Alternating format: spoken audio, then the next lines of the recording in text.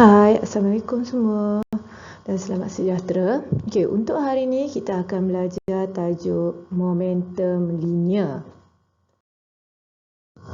Untuk tajuk momentum linear ni, benda yang penting rumus ni lah. Jisim darab hal laju, rumus dia M darab V. Okey, momentum linear bagi satu jasad yang berjisim M dan bergerak dengan hal laju V. So, formula dia jadi M darab V lah, jisim darab hal laju ya. Okey, unit SI bagi momentum adalah kilogram meter saat -1 sebab jisim unit dia kilogram. Untuk hal laju meter saat -1 kan. So, jadi kilogram meter saat -1. Okey, bagi satu jasad yang tidak bergerak, momentumnya adalah sifar kerana hal lajunya kosong. Okey, apa-apa kita darab dengan kosong, kita akan dapat nilai kosong. So, untuk objek yang tak bergerak, momentumnya adalah kosong lah. Okey, momentum ni adalah satu kuantiti vektor dan arah momentum adalah sama dengan arah hal lajunya. Okey, arah dia tu kita bergantung kepada arah hal laju dia. Sebab hal laju kan ada arah. So, bila sesuatu kuantiti ni ada arah, kita kenali sebagai kuantiti vektor ya. Okey, ini ada contoh, ada dua bola tenis ni. Okey, satu yang pertama ni jisim dia 0.5 cm. Okey, arah gerakan dia ke kanan, arah hal laju dia 2 meter sesaat ni ke arah kanan. Okey, ada satu lagi 0.5 juga, tetapi arah hal lajunya ke arah kiri, 3 meter sesaat. Okey, kita nak kira momentum untuk, kita kira yang A dululah ya. Okey, kalau A punya, okey, apa-apa hal laju ke arah kanan kita buat dia positif. Kalau ke arah kiri adalah negatif. Okey, so 0.5 darab 2 kita dapat 1 ke arah kanan, dia positif. Okey, tetapi yang kedua ni, sebab saya dah cakap tadi, dia mesti ke arah, kalau ke arah kiri kita mesti buat dalam negatif. So, 0.5 darab negatif 3. Okey, dapat 1.5. 1.5 tu menunjukkan ke arah kiri lah ya. Okey, bagi objek yang mempunyai momentum besar, maksudnya daya yang kuat lah. Maksudnya bila satu objek tu dia ada momentum besar, kita perlukan daya yang besar lah untuk hentikan dia. Okey, hubung kait momentum dengan daya boleh ditunjukkan dengan dua situasi. Okey, contohnya ada satu bahan ni, jisim dia sama tetapi hal laju dia berbeza. Okey, bila awak darab jisim darab hal laju tu, awak akan dapat nilai yang berbeza lah kan. Okey, of course lah yang mempunyai hal laju tinggi ni akan menghasilkan momentum yang lagi besar. Maksudnya dia perlukan, untuk hentikan objek yang momentum besar ni, dia perlu daya yang lebih besar lah yang diperlukan. Okey, situasi kedua, kalau awak ada hal laju sama tapi jisim berbeza. Satu jisim sikit, satu jisim yang besar. Of course lah jisim yang besar tu akan membagi nilai momentum yang lagi besar lah. Sebab bila dia darab kan, satu nilai yang sama darab dengan nilai yang lagi besar, dapat jawapan yang lagi besar lah. Itu maksud dia. Prinsip keabadian momentum. Okey, dalam prinsip keabadian momentum, dia mengatakan bahawa jumlah momentum dalam satu sistem tertutup adalah tetap jika tiada daya luar yang bertindak ke atas sistem tu. Okey, jika berlaku apa-apa dalam satu sistem tanpa ada daya luar bertindak, so dia adalah tetaplah. Itu maksud dia.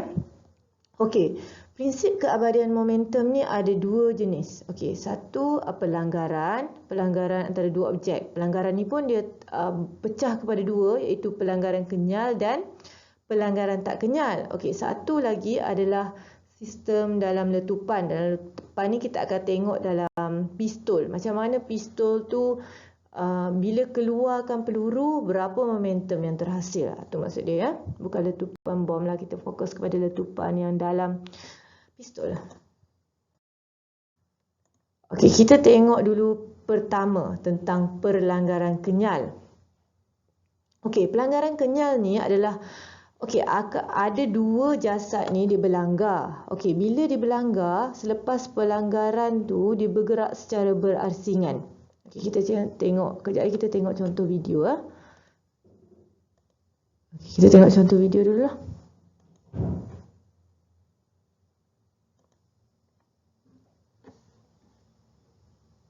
Okey, awak tengok kan, bila dua kereta ni berlanggar, dia akan bergerak dengan hal laju yang berbeza. Tu maksud dia, dia bergerak kan.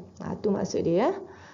Okey, dalam kajian keabadian momentum adalah penting untuk mengenal pasti yang pertama jisim-jisim objek itulah. Awak kena tahu berapa jisim kereta dia tu semua ya.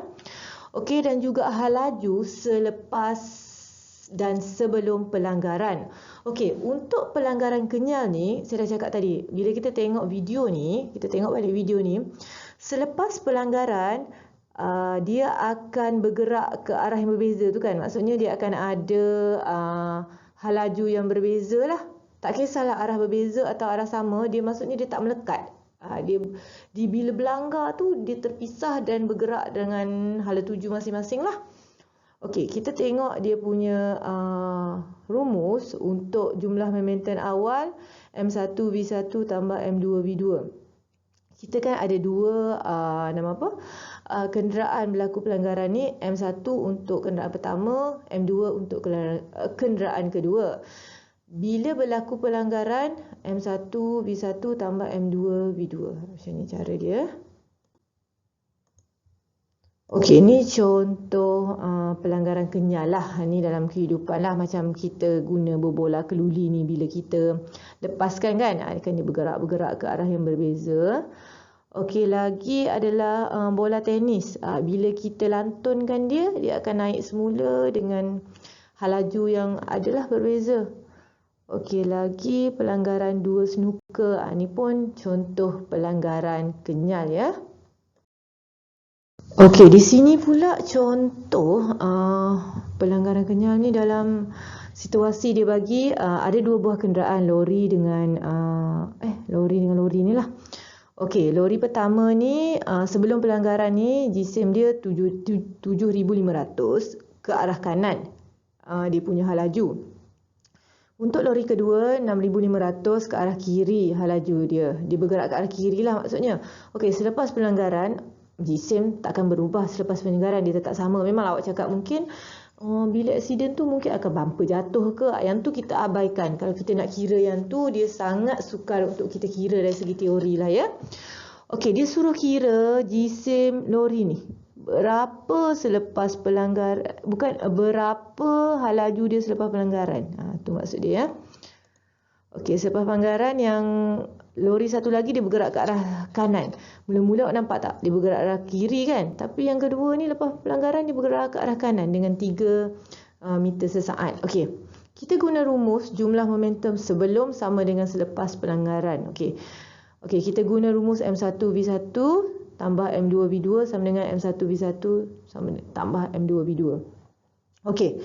Sebelum pelanggaran, okey, untuk tengok this one yang ni, lori yang pertama ni jisim dia 7,500. Okey, hal laju dia 5 meter sesaat tambah dengan hal laju untuk jisim untuk lori kedua adalah 6,500. Okey, ini jadi persoalan. Nampak tak arah berbeza dia bergerak ni? Okey.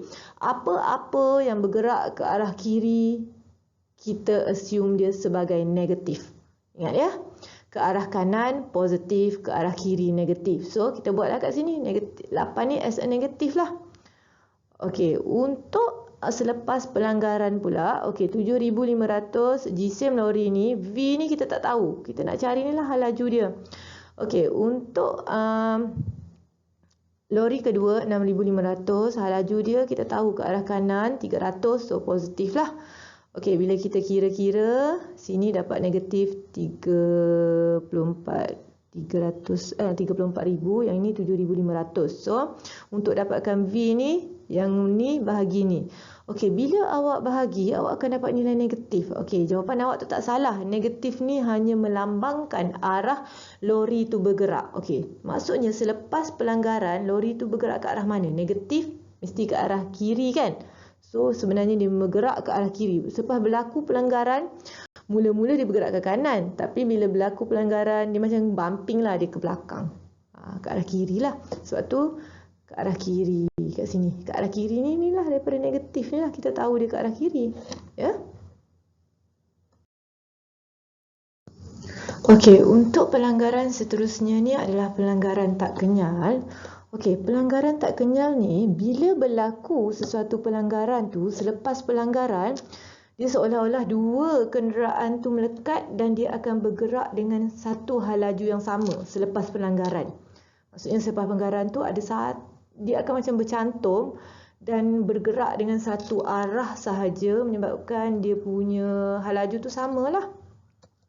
Okey, ni adalah rumus bagi pelanggaran tak kenyal lah. M1 darab U1 tambah M2 darab U2. Sebab dua-dua ni mula ni kan dia bergerak sendiri kan. Okey, bila berlaku pelanggaran, this one, berlaku pelanggaran ni, dia bergerak dalam satu sahaja hal laju. So, kita boleh combine macam ni lah. Jisim pertama tambah jisim kedua darab hal laju dia. Sebab dua-dua hal laju tu sama dia bergerak. Okay, next kita tengok contoh dia macam ni lah. Ke contoh, ada satu kenderaan A ni, jisim dia 1 kilogram, arah dia arah kanan. Satu lagi ni dia pegun. Dia boleh situasi pegun ataupun ada hal laju jugalah, tak kisah.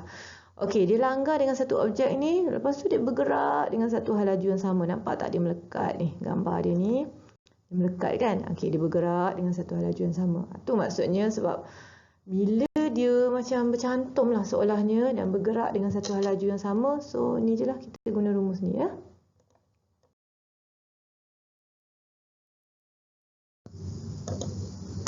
Okey, ni pula adalah perbezaan lah antara pelanggaran kenyal dan tak kenyal. Ni adalah fakta-fakta yang awak kena hafal. Okey, ni adalah antara dia lah. Momentum diabadikan, jumlah tenaga, dari segi tenaga kinetik, dari segi dia punya rumus lah. Ni saya buat secara rumusan lah perbezaan antara pelanggaran kenyal dan tak kenyal ya.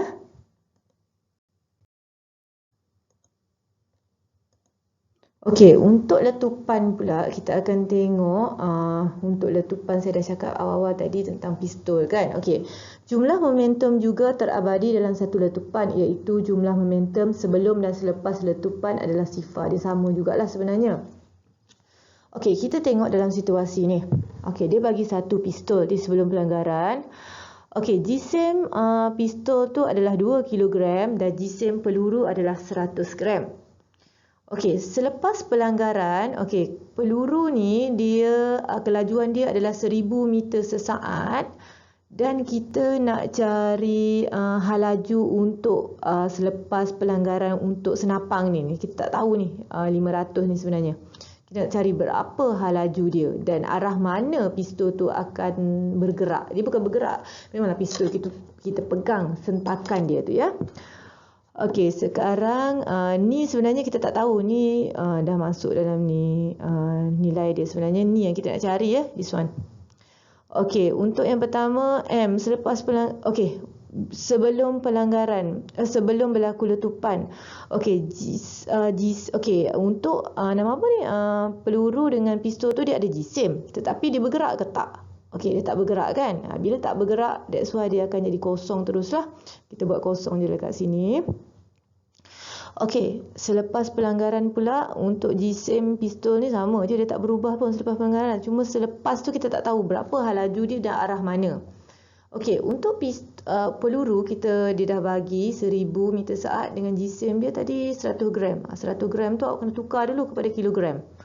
Okey, 2V, kita tak tahu V ni kan. Okey, 0.1 darab 1000 kita dapat 2V, 2 tambah 100 lah.